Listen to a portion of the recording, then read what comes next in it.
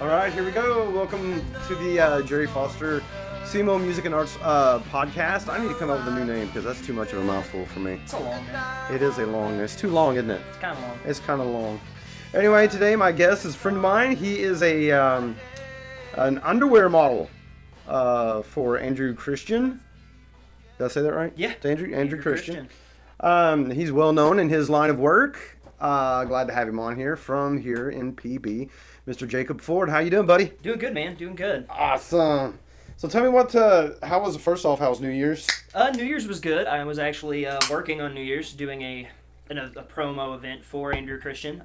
That's part of the gig. I get to travel around the country and the world, really, and host parties, things like that, do giveaways, push the product. So I was in Portland, Oregon for the first time, and Portland's weird, but their catchphrase is "Keep Portland Weird," so I guess it kind of goes with it. I used to live on the West Coast when I was a little kid. I used to go to Portland quite a bit for I have family in Portland at the time, but I lived in Olympia, Washington, so we just drive down. Okay. But Oregon is a gorgeous state. They kind of have that, hey, thanks for visiting. You can go ahead and get the hell out now. Oh, yeah. Kind of mentality. Definitely, you catch that vibe. It's beautiful, though. It really is. And then it's because that's why they don't want a bunch of people there. And have you ever watched that show, Portlandia? Yes. I watched a couple episodes before the trip just to because everybody told me that it's kind of an accurate representation of Portland. Yeah. And it really is. I was there probably less than 24 hours, though. I flew in, got there at like 3 in the afternoon on New Year's Eve, and I was at the airport by noon on New Year's Day to fly back home. So you didn't really get to get out and sightsee too much? Not or too anything? much. Pretty much within a few blocks of my hotel, but nice hotel, historic hotel downtown Portland. I think it had been there operating since like the 20s or something, so that was cool. You get to see cool stuff. How much of the decor was 20s in that hotel? A lot of it. It was kind of weird. You go into the rooms and stuff. Everything's old. It's got the old radiators and stuff like that with a random flat screen TV on the wall. Mixing a little old with the new. Oh yeah. So the Andrew Christian gig, how did you get into that, man? That's a trip. It is. It's obviously it's not necessarily the norm or a normal goal or aspiration for around here, but no, not in this area, but it's still cool as hell. Yeah, it's different. That's why I kind of like it. I sold cars for like 4 years, so it's definitely different than that. But I was a fan of the product. I was familiar with his product, his underwear, and he does not just underwear, mostly underwear, but he does shirts and things like that also. But I was familiar and I was a customer. So, when you buy something online, they get your email, and then you're on the email list. So you're constantly getting all these emails from them and stuff for sales and stuff. Mm-hmm. And occasionally I would get one about like a model search type situation, and I would always kind of ignore it and all that. But it got to where I bought some more of his stuff, and I started following him on social media. And I tell you, man, one time they posted a Facebook status with email, and it said, "Are you interested in modeling for Andrew Christian? We're seeking models." So there were no restrictions on location or anything like that. A lot of times they want you to be from Los Angeles, or they want you to be from wherever they're from.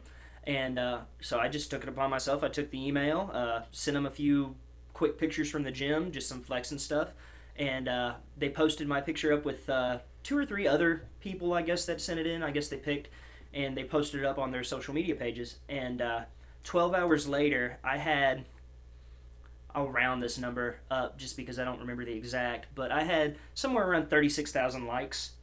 Wow. On the one picture they posted of me, and I think the second guy behind me had like 1,200 or something like that. It was an astronomical difference between the two of us.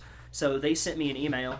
Jeff White, the vice president of the company, sent me an email, and was like, "Hey man, you kind of blew that away. We'd like to schedule to come out to Los Angeles for a test shoot." And of course I said, "Awesome, yeah, sure." And that's kind of how it all got started. Had you ever done anything like that before you got into it? No. I mean, growing up, I'd always kind of thought being a model would be cool, but like I said earlier, it's not a common goal or aspiration for growing up in Southeast Missouri. So, I mean, I kind of thought it would be cool, but I never actually thought that it would happen. Especially when I got started with them, I had just turned 27. So I mean that's kind of old for the modeling industry. So I figured, hey, my time's passed. But guess not. I mean, you never know. I just turned 41. I would love to say I was 27 again. Well, I mean, I'm 28 now. You just keep getting older. It's like every year you get older. I don't know how that works. I can tell. I feel good. I feel pretty good at 41. Really, I feel better at 41 than I did at 31. Yeah. That's no joke either. I really do. I take better care of myself, for sure.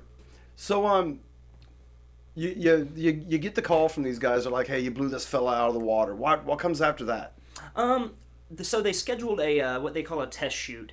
And what that is you just go into the studio, they throw some product at you, they put you in front of a backdrop, and they just take pictures. They just take pictures of you. So basically they kind of like hand you a bunch of underwear and say, Yeah. all right, put these on and get to posing. Exactly. Did you get to choose which underwear you wore? They gave me a huge pile, and they're like, you're going to wear it all, so just put it on as you go. Put them drawers on. No certain order. So we did that, and what was funny about it, though, is my test shoot was scheduled for... I forget when it was. It was sometime towards the end of October, and I actually ended up being in Los Angeles shortly before my test shoot, like 2 weeks before my shoot was supposed to happen, just because I've got some friends out there, and they had heard that I was going to be shooting, and they're like, well, if you're going to be coming out, you should come out randomly on this weekend. He was like, I'll get you a plane ticket and come out here. I'll take you around town. I'll introduce you to everybody who's anybody, because you're going to be involved in the industry, so I'll introduce you to the right people.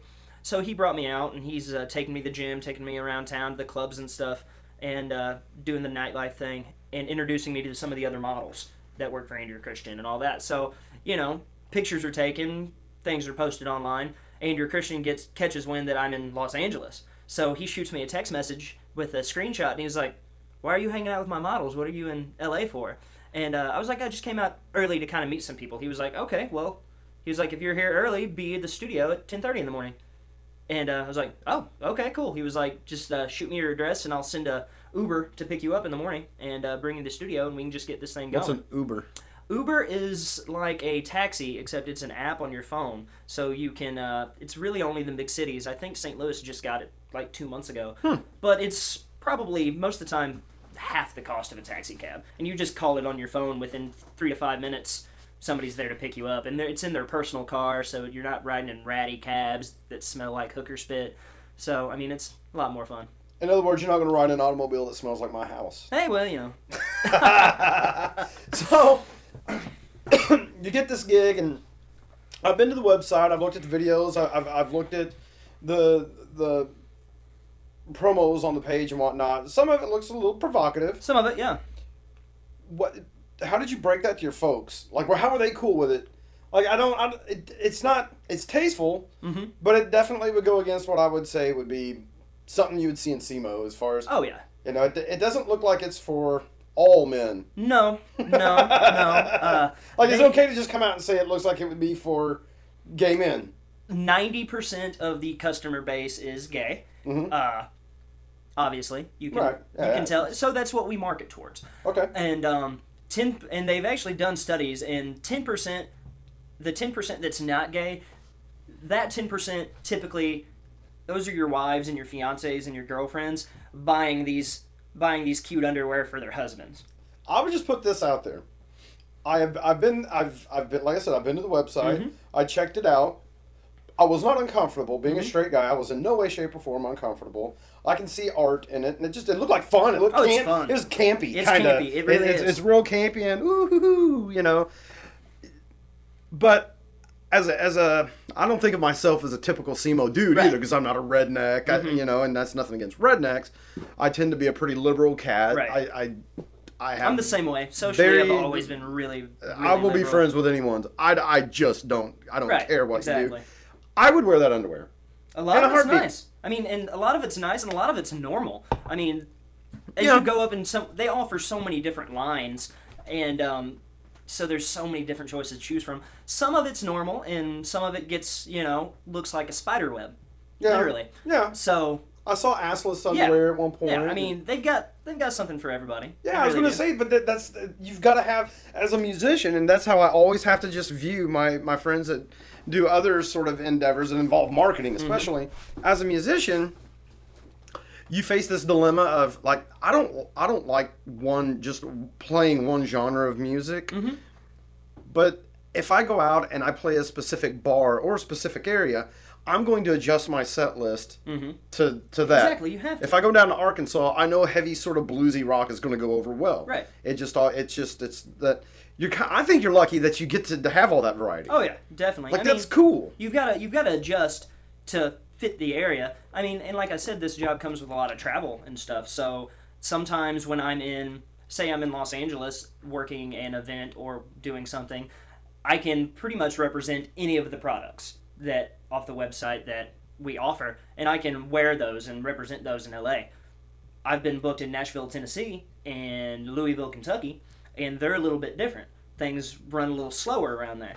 So, Does the product change for the so different markets you go so to? the product changes. They might have pictures or postcards or calendars or posters of me in the underwear available to the people there. Uh-huh. But as far as what I'm representing when I'm on stage talking on the microphone, introducing people for a fashion show or something like that, in Kentucky, most likely I'm wearing Andrew's jeans or his dress pants that he makes, and I'm wearing one of his tailored dress shirts.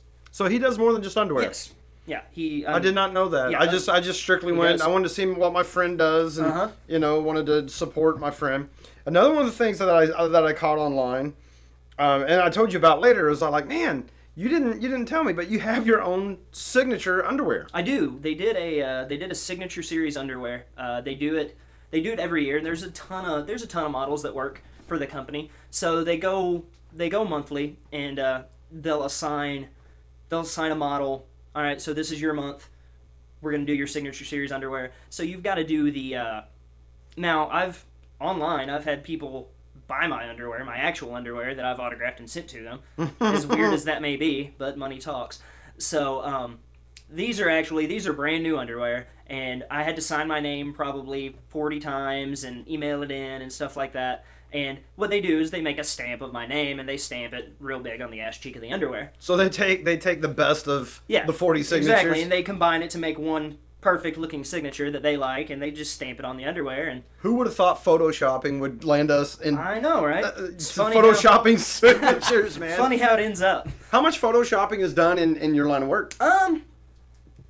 Quite Or a bit. airbrushing, Quite a bit. I mean, I've only had one instance, and this is kind of funny, and most people would take offense to it, but if you know me, anybody who knows me knows I just don't care. I was in Dallas, Texas one time, and this guy I was doing an event, a fundraiser for I forget what it was. Some anti-bullying or something along. I forget the exact name of the organization, but I was down there and I noticed this guy was in the bar, and he kept kind of glancing over at me. So I like to walk around and introduce myself to everybody because I mean I'm the guy with my face on the flyer. So if I'm gonna walk around, I want to do some PR work. Do some PR. Thank Yeah. everybody for coming out. It's all for a good cause. So I walked up to him and I was like, hey, I'm Jacob Ford. Nice to meet you. Thanks for coming out, supporting the charity and stuff. And he looked right at me and said, why don't you look like your postcard? And I was like, what? Excuse me? And he was like, and he introduced himself, and he's a plastic surgeon. Okay. And he was like, why don't you look like your postcard? And I was like, well, what do you mean? So we have a conversation and stuff, and he's pointing out things on the postcard and pointing at me. I'm walking around shirtless in the bar. And he's like, well, that's different, and that's a little different. So, I mean, I explained to him, I was like, well, everything's photoshopped and retouched. How would a plastic surgeon not know that? Yeah, where it's perfect. And I was like, and also, in this instance, I got to explain to him, this was over the summer. This was probably June. I was like, well, sir, and with all due respect, I understand what you're saying. I mean, looking at me and looking at my card, they're a little bit different. But he was kind of coming across a little rude, snarky about it.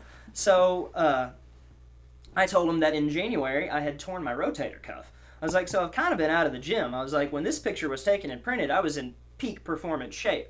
Everything was perfect. And I was like, tear your rotator cuff, you can't necessarily pack on the muscle. You have to kind of take a little bit off. And he was like, oh, I'm sorry. At this point, he kind of caught on that I was getting offended. Yeah. And he was like, no, I was just saying that you could tell the differences. And he, of course, I guess trying to make amends, was feeling my shoulder. He was like, oh, yeah, I can tell you've got some damage there or something. But every now and then you get some people that will point things out like that. But for the most part, people know it's show business. It's Hollywood. It is, yeah. It's exactly what it is. Yeah.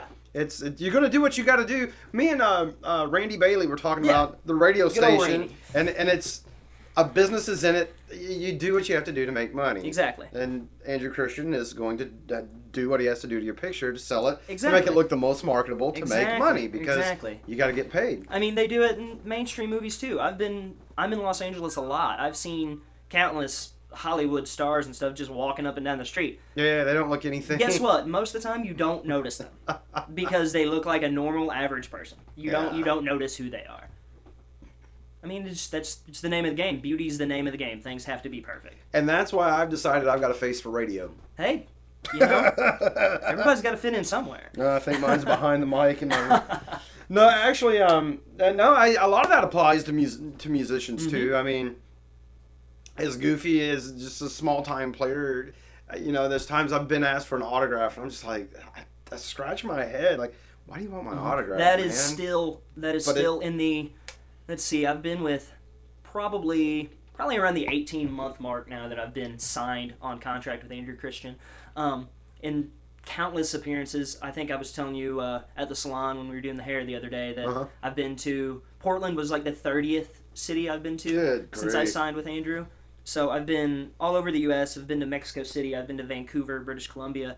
The strangest thing still yet is people want my autograph. Yeah. It's just my name, but they say work. I've heard the expression work until your signature becomes an autograph. Yeah. And I mean, I guess that applies here. It's still the strangest concept to me that I have fans. I mean, I still don't know what to think about that. I really don't. No. I remember the first time someone called themselves a fan of my music. Mm-hmm. And it was a friend. I'm like, yeah, but you've got to say that. Right. No, I really dig what you do, man. I'm a fan of what you do.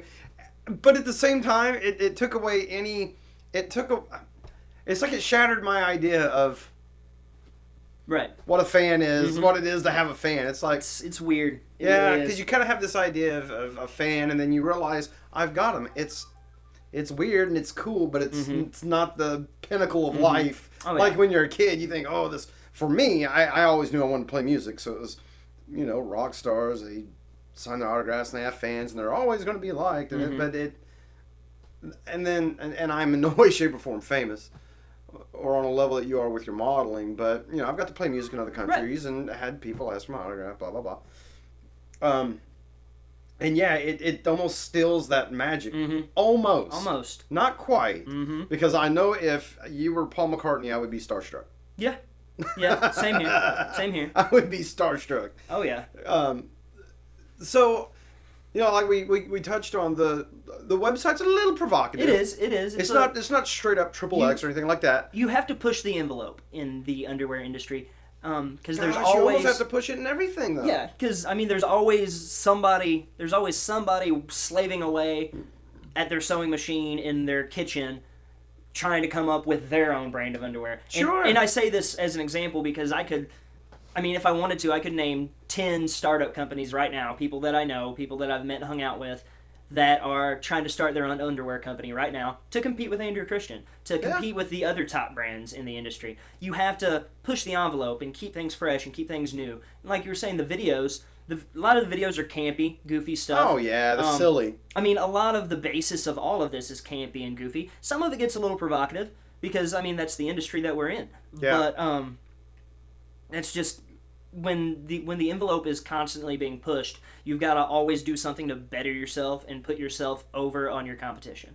And sometimes it's being fun and joking around and goofing off, and sometimes it's... I saw one of a water balloon fight. That looked fun. Yeah, the water balloon fight, that was great. That looked like a blast, man. Yeah, that was me and a good buddy of mine. We did that one, and what was funny is that was a random cold day in Los Angeles. It was probably like 49 degrees, and the water was so cold. Dang. And you got to keep that straight face, though. Yeah. So, had your parents, were you raised in a very conservative home? I was raised fairly conservative, I'd say. Grew up here in Poplar Bluff, south side of Poplar Bluff. Like in a churchy environment? Did you guys, was it like church Sunday morning, Sunday night, Wednesday nights? Not that much. I would say probably half that. It would depend. My mom and my dad separated when I was real young. Okay. So, raised by my mom and my grandma. And, but I still saw my dad's family, and my dad, like, 1 weekend a month or 2 weekends a month or whatever, and they were just from up just south of Cape Girardeau. So I would go up there, and when I was there, it was church every Sunday. If I was there on a Wednesday, we were in church. If I was there, if we were there on a weekend and something was going on at youth group, I was in church. And so, what do they think of their boy becoming an underwear model? Are they like, oh, this is Jake, he does some stuff out of state? Or are they like, because I know me, and if my daughter were to do it, I'd be like, hell yeah, this is my daughter. She's following her dream, and I'm not positive on my dad's view on it. I don't even know if my dad knows. I know my stepmom and everybody knows, and I know Get out. she doesn't necessarily. Well, my dad's kind of a alpha male. Well, he's kind of an alpha male, but he's kind of old-fashioned also. Yeah. He goes to work and he comes home, and that's pretty much it. I think he finally switched from a flip phone this year, so I don't even know if he knows how to turn on a computer. My dad died May 23rd, 2014. Mm-hmm. And that's all he did. He was the last of 13 kids. All they did was work. Mm-hmm. I was telling a friend on an earlier podcast, that by the time my dad was born, man, that dude was put on earth to work for the foster family. Mm-hmm. So he was very, just simple would be the word. Mm-hmm. There was nothing complicated about him. Right.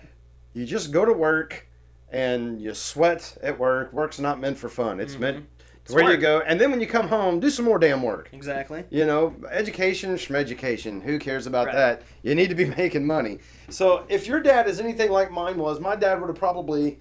I'll tell you this. My dad did not support me playing music. Okay. Until about 3 years before he died. Then all of a sudden he realized, you know what, my boy's going to do this. I can't talk him out. By then I was, 36, 37. There was no talking me out of it. Right. My boy's just going to play music. And he even got to where he came to the gigs. Okay. But he fought me tooth and nail as a kid. Put that damn guitar down. You sound terrible. Blah, blah, blah. Even when I was getting my chops up. Oh, you don't want to do that. Well, come to find out later, he used to play bars. Okay. I didn't know it. Hey. He kept that secret. Kept it a secret. But, yeah, that's kind of where I was going with the, saying that I've been to the website, I've seen it. Yeah, it is what it is. My mom doesn't really care. I think it's probably because I started doing it at such a advanced age. I mean, I'm an adult. You're a grown-ass man. Yeah, I'm a grown man. I've been on my own. It's not like... If they were to have a problem with it, it's not like it's something they have to support. I mean, I support myself, pay my own bills. So that's kind of the way my mom looks at it. And I don't think she would really have a problem anyway. She's kind of a laid-back person. But she was like, hey, well, you're 27 years old. Be safe. Be safe. So since having got into what other opportunities can arise? Because there's undoubtedly got to be. Oh, there is. Got to be all kind. I mean, people are watching you. You're on a. I looked up some of the videos on YouTube. Mm-hmm. One, in trying to do research, and two, just wanting to see my buddy do his thing, right? And I saw a show, I want to say, in Miami. One was in Mexico. Mm-hmm. It looked so damn fun. Oh yeah. I wouldn't want to get my ass up there and do it. I'm too modest. Mm-hmm. I don't have the body for it. I'm run down and old. If I did have the body for it, hell yeah, I'd be doing it in a heartbeat. Hell yeah. I'd do it in a heartbeat. It looks like a fun way to meet folks and to network. It is. And I will tell you, I don't know how big of a player the Andrew Christian company is in the underwear world. Where would it rank among... In the underwear world? I mean, it's pretty top tiered, right? Oh yeah. I mean, I would say he's pretty close to number one. In the underwear world, at least in that niche. I mean, your Calvin Kleins and stuff, they're going to be ranked higher, but that's because that's Calvin Klein, But Andrew, for the last, I think 3 or 4 years, he's been the fastest growing, one of the fastest growing companies in the world. So how long has he been around? Like, I used to read Men's Health. Let's see. I've read GQ, and I may have seen the name and just not remember because I have a terrible memory. Let's see. I think Andrew started getting big around 2007 is when he started out. He was on that show Millionaire Matchmaker, and that's when his name first went mainstream because that was on the Logo channel. That's a nationally syndicated program, and that's when people started noticing him. And then so what was the what now? The Millionaire Matchmaker. What was that about? I've not heard of it. it was a reality TV show. Gotcha. And it's where they pretty much they set up wealthy people on like blind dates and things Gotcha. like that. Okay. It's kind of how that went. And like, this is Andrew. He's an aspiring underwear. Yeah, this is Andrew. He's a underwear designer, fashion designer. He's worth such and such amount of money. That was the premise of the show. How often do you get to meet him? Oh, I know Andrew, first name basis. He texts me probably every day. Pretty cool dude. Yeah, awesome guy, real cool, really nice guy. Do you think he would fly a buddy out? Who knows, maybe. Man, I want to come out and I would totally come out and support you. Hey. And I'm not going to lie, there's an ulterior motive. I've never been to California. Oh wow, California's the place, man. My sister's been Really there a is. million times. I've I never enjoy been it. there. If I could get a free ticket to California, hell yeah. I can't count how many times I've been there. Would he let a middle-aged guy with handlebars model and man boobs? You know, there That might could be a market. There might be a market for that. A guy with There might be a market. gynecomastia. Hey. I tell you right now, I like to work out. Everybody knows I like to work out. I like going to the gym. Mm-hmm. And past about 3 years, I've really been immersed in it. I hate having gynecomastia. And for those that don't know what that is, when you're a kid, you go through your hormone thing. You end up with these gargantuan fucking knots right behind your nipple. It gives you man boobs. Oh yeah. But it's synonymous with steroid use. Yes. I wouldn't know steroids if Right. I've got friends that have done them. I've had people give me the pros and cons of them. I'm not anti-steroids. Hey. And if I did them, I would be like, yeah, here's what I did and here's how I safely do them. I do think that they could be used safely. Well, that's what they were originally created and designed for. They were designed for healthy use. Yeah. It's like anything. People abuse it. It gets out of control. Sure. But alas, my man boobs are legit. Like I would have to Man boobs. I would you have to earned get them cut out. It's not because they're fatty titties. There are lumps in my dadgum chest. But I think there could be a market for dudes There like might be, and whether it's with Andrew or, like I said, I know the Blob and Dills. I know so many other people that wear underwear. No, I don't think anybody wants to see this, man or woman. No, that's not true. I'm a firm believer, no matter what, and that's not to shame anybody either. Oh yeah, there's myself included. There's someone for there is everyone. somebody for everyone Someone and for every everyone. size, and that's really neat to hear a model, somebody that's in an industry where if you didn't know any better, you could mistake it as they're probably a vain person. You're not a vain guy. No. In fact, you're Try kind not of to an be. anomaly to me.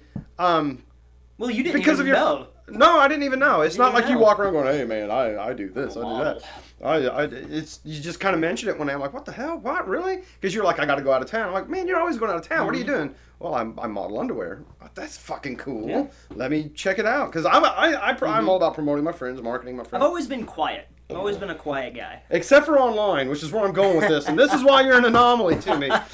Here we go. I have never seen such a big supporter of Trump. I don't think I'm letting a secret out No, here. it's no secret. Did you not tell me just today some guy on Twitter posted a video holding one of your posters and he lit that bastard on fire? He caught it on fire. He really did. I get so much heat on Twitter for my political views and opinions on policing and opinions on gun rights and opinions on different matters. But yeah, I had somebody, I think I don't know where he was from. Never met him in my life. Some random guy with like 12 followers. Probably no friends. But I think I've got 2 followers. I've been on Twitter twice in my He caught life. one of my posters on fire and said, # when you find out Jacob supports Donald Trump. Man.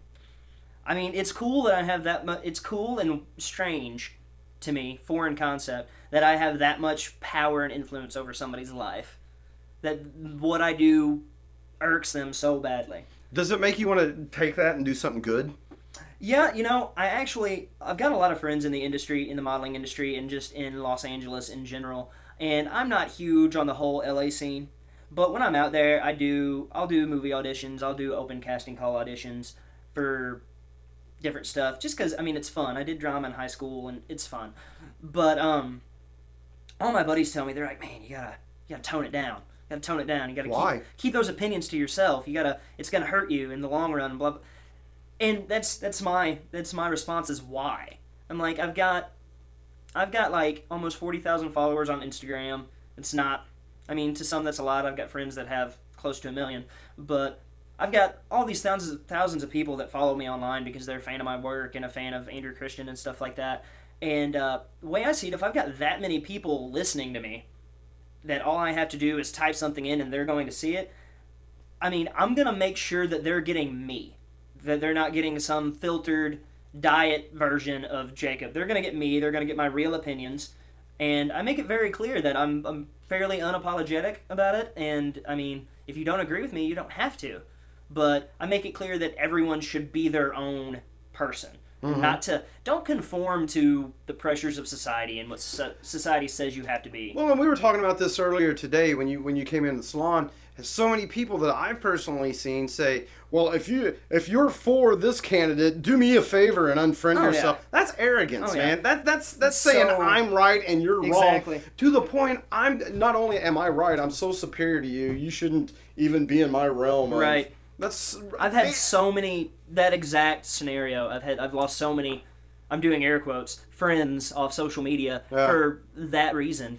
If you support him, I'm not going to be your friend, or you're clearly an idiot if you support him. And it's politics, it's current events, it's everything going on.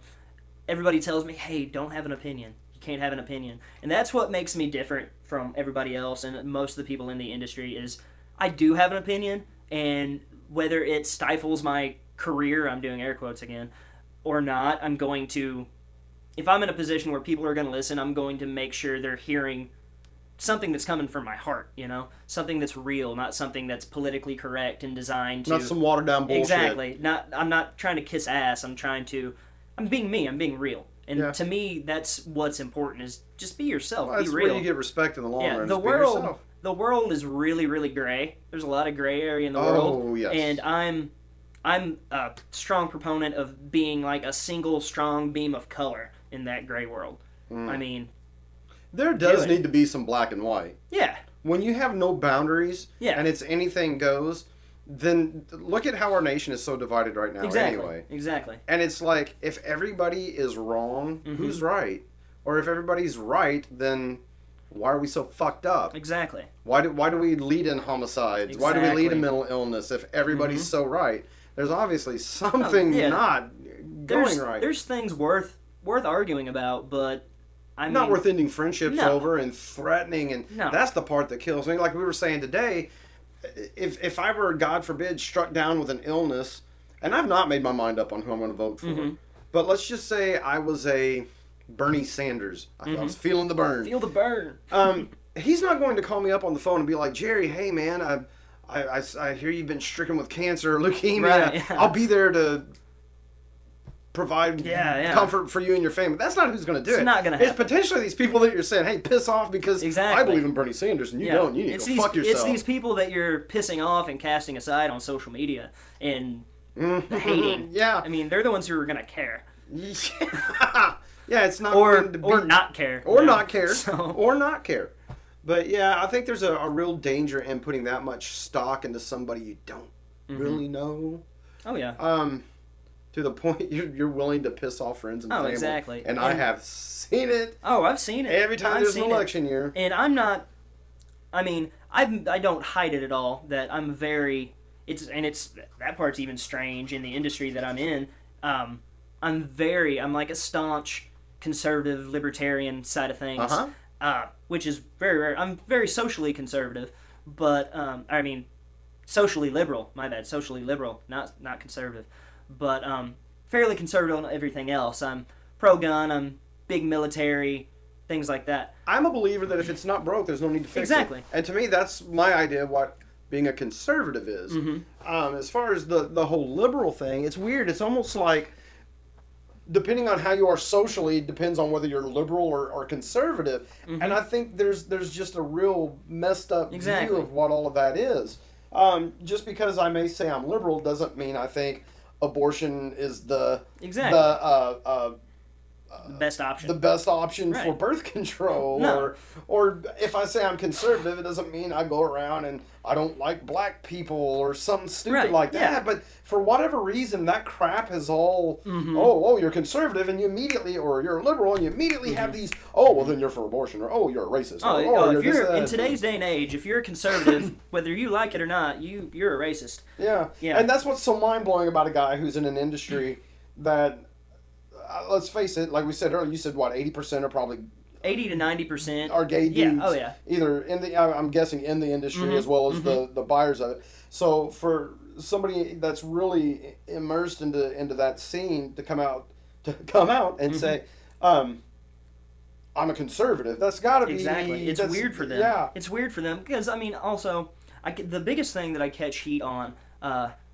I knew this conversation would swerve into politics. It always does. Oh yeah, we but always talk politics. It's all right. But the biggest thing I catch heat on is they're like, how can you be a conservative when conservatives are against everything that it is to be gay and gay marriage and all that? And I'm like, because there's more to life than I think it's almost narcissistic, really, to for somebody to judge me on being a conservative, being gay, being in the industry, and not voting.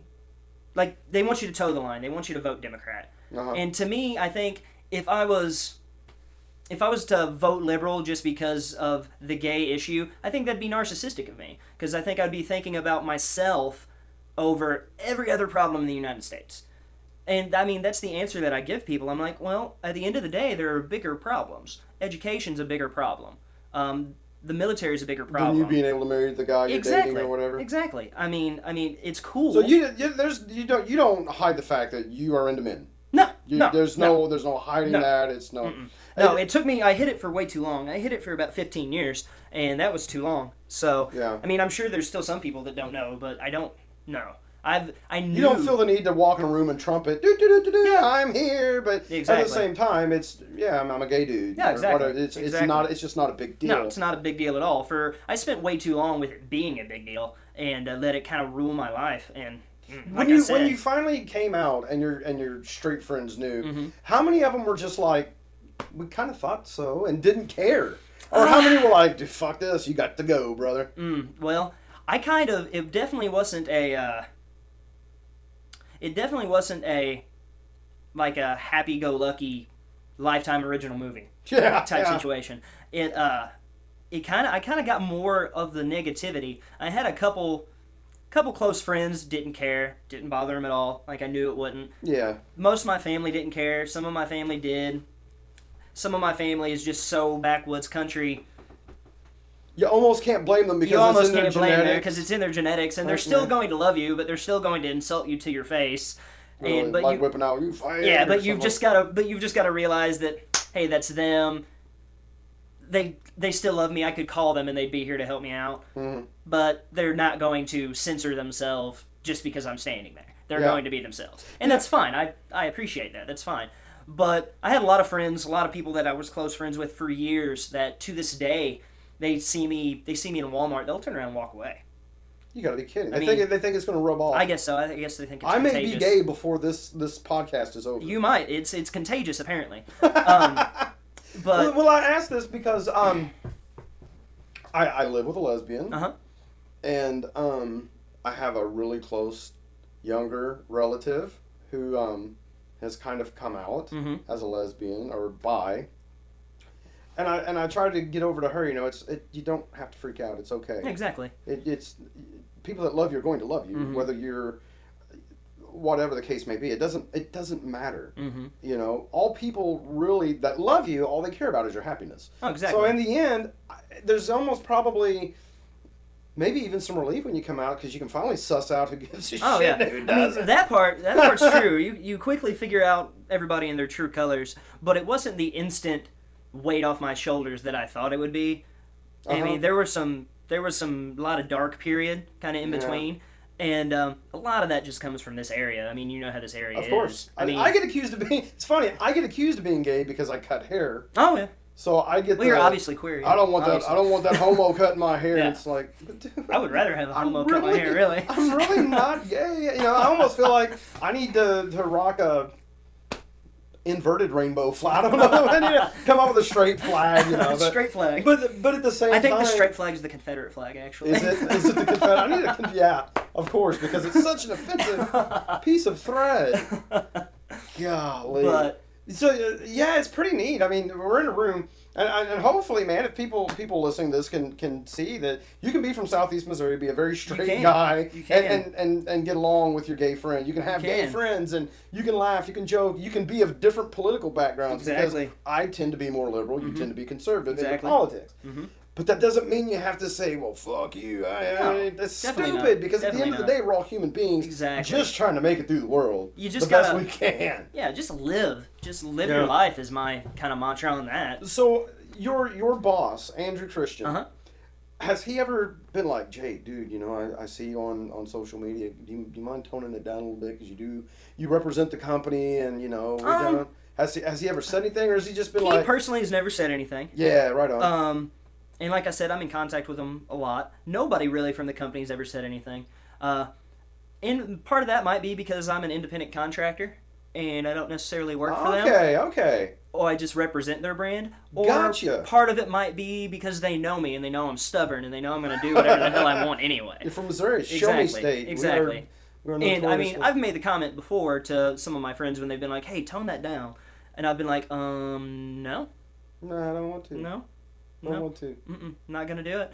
And I mean, I've had some bloggers write some hateful stuff about me and things like that, and they've tried to call out the company and been like, hey, you should fire him and stuff like that, and they never respond because they realize that I'm not doing anything wrong. Not to mention your signature underwear. Yeah, I sold- broke records. You broke records. Yeah, That's badass. I did man. break a company record. I hope people have stuck around long enough and listened to that. I'm hoping people are listening to this podcast all the way through because Is there anybody out there? There's been some great, there's been some great stuff that's been said at the end of these podcasts that because I'm not doing a scripted thing. That's one of Yeah. the things I wanted to do, man. I don't want any script. Right, definitely. I want it to be just as spontaneous as it can be. That way, if something controversial does come up, Exactly. or something has potential, they can see how civil people can Exactly. behave and they can see how people really can. I mean, don't get me wrong. As soon as I hit stop, I want to cuss you out. Oh yeah, you know. And I want to get the fuck out of my house. No, but in fact, I will be seeing you at the gym. Yeah. So I've got to add, you're a handsome guy. Mm-hmm. You've got a great personality. I know Mm-hmm. you're kind of quiet. I don't know if you're an introvert necessarily, but you're a fairly quiet guy. I describe myself as one, Okay, partially. maybe. There's got to be some gals that were upset when they found out. I'm into guys, girls. I'm sure there were. I mean, I don't want to sound Arrogant. or vain or narcissistic or anything like that, but I'm sure there were a few that were shocked. I mean, I dated a lot of girls for a long time because, I mean, like You I never said, married or anything, right? no, I was never married. I knew I was gay or something when I Yeah. was like 11 years old. Yeah. So my entire adolescence, high school life, college, all that, I was doing air quotes straight, just because. How do you come out in Southeast Missouri? How do you do it? Yeah. I mean, when I was in high school, there were 2 or 3 known gay guys, and everyone made fun of them. I mean, And you're even like, I did. man, I ain't going through that. I mean, even I did. And Did you enjoy dating girls? I did. For me, when I date somebody, it's less about the physical things and on the outside. I guess I'm kind of old fashioned, but it's more about the communication and the conversation. Actually, I and- think that is smart dating. Yeah, it's more about what do you offer me past what's on the outside? Because Mm-hmm. I know you're beautiful, I know you're gorgeous, or I wouldn't be here. But that's enough to get me in the door. What are you going to do to keep me? There's got to be something more. And so, I mean, I enjoyed it. I have no regrets. People talk about wanting to be intellectually stimulated, and I think a lot of that is so that you form a connection. Exactly. There's a bond, and there's common ground that you can come together on. And sometimes it could even be maybe your politics. Yeah. You know, people are coming down on you. Exactly. Well, at least I got this person who understands, Right, or whatever right. the case may And be. I mean, I think looking back, obviously I'm not naming names, but I think most if not all of my relationships with females in the past, end all be all, was probably subconsciously sabotaged by myself because I knew that this isn't really me. not I'm just what you kind of doing wanted. this. It's not what I want. Sure, I love this person. I'm with this person. Subconsciously, I probably sabotaged every one of them and just didn't even realize sure. it because it wasn't what I wanted. And I mean, even after coming out at 26, I did it in a random YouTube video. Go me. Just because I still just couldn't outright. I didn't want to tell people on an individual basis. Sure. And I have a reason for that. I lost my train of thought, so I'll go on this one. Well, that's all right. So I'll go down this path instead. We freeform it on here, man. That's all right. I did a YouTube video and posted it on Facebook, and I rambled on for, God, I think it's like an 8-minute video or something. And I rambled on for the first probably 7.5 minutes about something completely different off the wall. And then I just randomly blurted out that I was bisexual, which isn't really the case, but a large majority of people come out as bisexual in the beginning because it's easier. Mm. And it was So easier. you just don't have interest in women, really? Not really. Doesn't- Not really. doesn't do I anything mean, does nothing for me. I mean, if a woman is physically attractive, won't deny it, but it's Yeah. just not there for me. It's not what you're emotionally going to latch on to. I know I'm not going to emotionally latch Yeah. onto it. And hell, for the most part, it's hard for me to emotionally latch on to anything. So, hell, I might be asexual. Who knows? Hey, Who knows at this point? You never know. But I did the YouTube video and posted it on Facebook because I didn't want to make it impersonal. I didn't want to make it about anybody else, and because it was an important thing to me, and it took me forever to build up the nerve to do it, 15 years to actually come out and say it, and I didn't want it to be about anybody else, because a lot of times when you come out and say you tell your mom, or you tell your dad, or you tell your best friend, or something like that, the fact that you're telling them on an individual basis, waiting for their response, makes it about them, in my opinion. It makes it about them because they're going to have an emotional response, and because you're one-on-one with them, you have to sit and listen to that emotional response. So I think it makes it about them, and I think it makes it, I mean, and it shouldn't. It's you. When somebody's coming out, no matter what age you are, it's something that is in your life, and it's what's going on with you, and it should only be about you. Nobody else's opinion should come into play. So that's why I did it like that, because I didn't want to have that one-on-one conversation with anybody. My own mother even saw the video on YouTube. I mean, and she never knew. I'm not sure how she never knew. I mean, I grew up glued to the Food Network and HGTV, but whatever.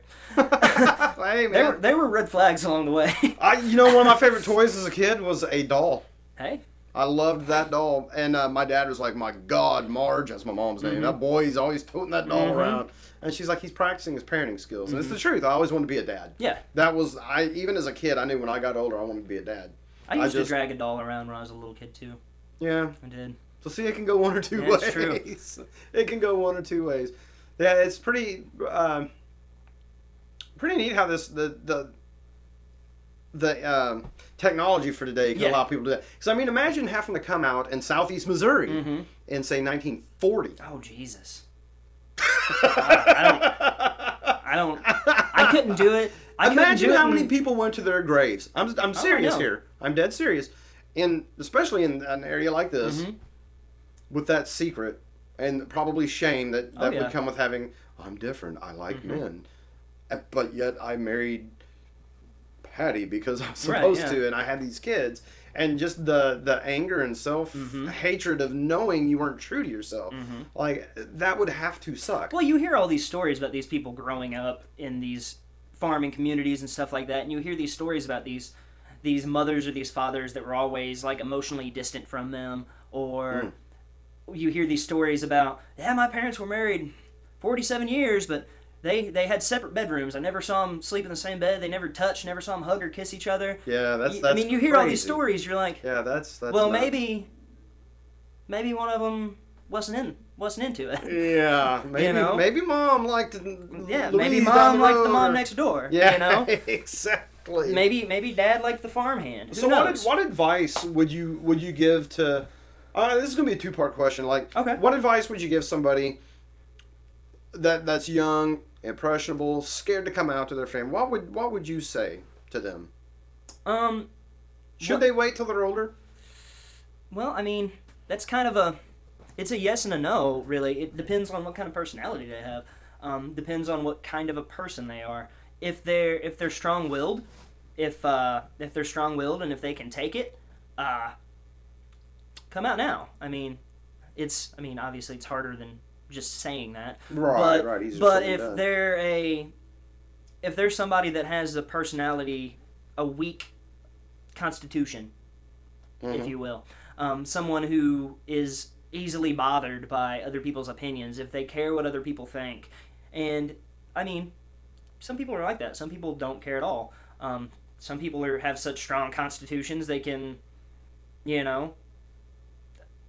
doesn't matter to them. But it depends on what kind of person you are. If you're somebody that can take because like I said, I had friends, lifetime friends of 20 or more years that That's my phone. just That's all. that just stopped talking to me. Like they'll see me in Walmart, they'll turn the other way. That's terrible. I know, but in my opinion, anyway. but I could see how somebody who isn't necessarily as strong-willed as I am, that would really get to them. That would rip them apart. That would tear them up inside. Yeah. So, I mean, I guess it kind of depends what kind of person you are, but I can tell you that it's much easier. It's much easier after. I mean, it's easier than holding that secret. I mean, I held it for 15 years, and that was terrible. I think about how my life would have been if I would have came out in junior high, or I would have came out in high school, or, I mean, there's no way to imagine what would happen. I mean, my life hasn't turned out bad, but, I mean, who knows what would happen. So, I mean, I think it's important for people to be themselves and just live. That's why I have Just Live tattooed on my bicep for that reason. I got it day after I came out. Right on. And very cool. I mean, it's important for you to live your life, but I mean, it's hard to just say do it because there's so many factors. Gotcha. Family factors. I mean, so many different things. Really Gotcha. is. Well, here's the second question. Say a young cat's wanting to get into the modeling thing. Yeah. What advice would you give a young dude trying to get into the modeling thing? It's weird, actually. I can almost answer that question with the same answer as the other one. Depends what kind of person you are. Yeah. If you have a weak constitution and you can't take criticism and you get your feelings hurt easily, If you're ultra sensitive. and you're ultra sensitive, don't even do try. that. Don't even try Yeah. because the industry's vicious. They're going to chew you up and spit you out, and you have to constantly be improving on yourself, and you have to be better than the other guy because they might like you as a person, they might be your best friend, but business is business. And, I mean, there's 100, 1,000, 10,000 guys in shape looking to get into modeling every day, every year. You've got to be something for them to keep you. So, I mean, if you're strong-willed and you can take that and you can take a cutthroat life of where people are your best friend to your face, but you know for a fact as soon as you walk out that door, they're trying to do everything they can do to sabotage you and knock you off the top of the pyramid. I mean, I thought I saw a little malice in that balloon fight. There's a little bit of malice. A little bit of malice. I was trying to take them out. It was. All right, man. Well, hey, we've reached the hour mark. I've been trying to keep these to an hour because if the listeners have the ADD the way I do when it comes to listening to something, an hour seems to be pretty good. Yeah. But man, I appreciate you coming on here. I appreciate you being so open and no problem, man. Anytime. No holds barred. If we get good reviews, I'll do another one. Well, yeah, absolutely, man. I've been asking everyone that's come on here if they would come back and do another one. If people hate it, you can throw stones at me at the park. Huh? That's all right. Whatever. That's okay. I hope that doesn't happen. But, well, we're both about to hit the gym. Yeah, definitely. By the way, I've got to tell if anyone, whoever's still listening, you live in a place now that I used to live in. I do. The exact same place. I wrote a bunch of songs in there. Yeah? A bunch. And I need to go back over there and see if there's still some songwriting mojo in that house. There might be. I need to do that.